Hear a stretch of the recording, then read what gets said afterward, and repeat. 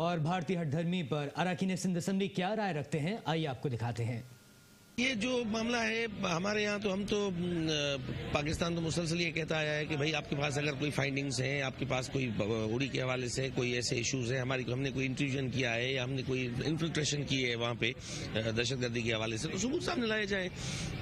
ان پہ آپ بیٹھ کے مذاکرات کریں۔ مگر جس طرح یہ جو سچویشن ہے یہ نہ پاکستان کے لوگ برداشت کر سکتے ہیں نہ انڈیا کی، کیونکہ میں بارڈر کا بندہ ہوں، عمر کوٹ سے میرا تعلق ہے، مجھ سے 50 کلومیٹر پہ بارڈر ہے، میں اس درد کو فیل کر سکتا ہوں کہ جب اس قسم کی سچویشن ہوتی ہے تو وہاں کے لوگ جو ہے وہ کتنی تکلیف سے گزرتے ہیں۔ تشویشناک بات ہے کہ اگر اس طرح سے وہ آگے بڑھتے آ رہے ہیں اور ہم خاموش رہیں گے تو جو ہماری فوجیں ہیں یقیناً انہوں نے بارڈرز کو سنبھالا ہوگا اور ان کو جواب بھی ویسا ہی ملے گا، لیکن اس کے علاوہ ہمیں اپنے ڈپلومیٹک چینلز کو بہت فعال بنانا پڑے گا۔ پوری دنیا میں ان کو اپنے لوگوں کو بھیجنا چاہیے، جو ان کی حرکتیں ہیں ان کو بتانا چاہیے کہ یہ کیا کر رہے ہیں، کتنے جارحانہ اقدام کر رہے ہیں۔ آپ 2016 میں کھڑے ہو کر اس طرح کی چیزیں کر رہے ہیں کہ آپ ایک پڑوسی ملک کو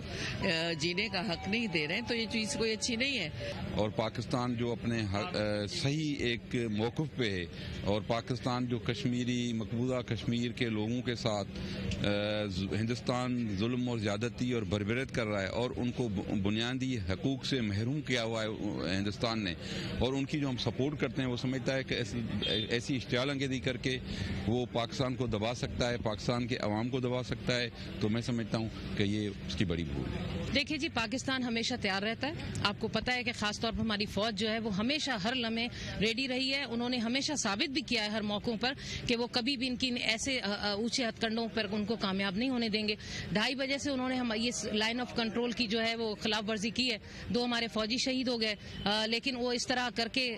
میرے خیال میں یہ دنیا کو دکھانا چاہ رہا ہے کہ وہ سمجھتا ہے کہ شاید پاکستان بھی آزاد کشمیر ہے، اس پر میں اس طرح حملہ کروں گا، اس طرح ظلم و ستم کروں گا، کچھ شاید اس کو حاصل کروں، ایسا کچھ نہیں ہونے والا۔ اللہ تعالیٰ کرے گا، اور ہماری پاک فوج کو اللہ تعالیٰ نے اتنی مضبوطی دی ہے، اتنا ان میں جوش اور جذبہ ہے اور اتنی صلاحیتیں ہیں جو دنیا میں دوسری فوج میں اتنی نہیں ہے۔ تو یہ مودی کیا ہے، مودی کی سوچ بھی لے، اس کی بدنیتی ہے، لیکن انشاءاللہ تعالیٰ ہماری فوج قائم و دائم رہے گی اور ہمارے ملک کو یہ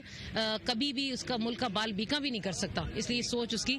سوچ ہی رہ جائے گی۔ خود بھارت کے اندر 7 بڑی تحریکیں آزادی کے لیے گزشتہ 40-50 سال سے چل رہی ہیں، جس میں سے 5 تو میچور ہو چکی ہیں تقریباً۔ اس کے ساتھ ساتھ اتنا بڑے ملک کا جو سماجی ڈھانچہ ہے وہ ناہمواری اور کے ساتھ متوازن بھی نہیں ہے۔ اس کے علاوہ جو اس کی ایک طویل ترین سرحد ہے وہ دنیا کی ایک سپر پاور کے ساتھ ملی ہوئی ہے، اور اسے یہ سمجھنا ہوگا کہ ان تمام عوامل کے ساتھ وہ جس ملک یعنی پاکستان کے اوپر حملہ کرنے کی سوچ رہا ہے، تو یہاں پر بھی 20 کروڑ کلمہ گو مسلمانوں کے ساتھ اس کا مقابلہ ہوگا، اور اس کی دھمک صرف اس جنوبی ایشیا تک نہیں رہے گی، اس سب کانٹیننٹ تک نہیں ہوگی۔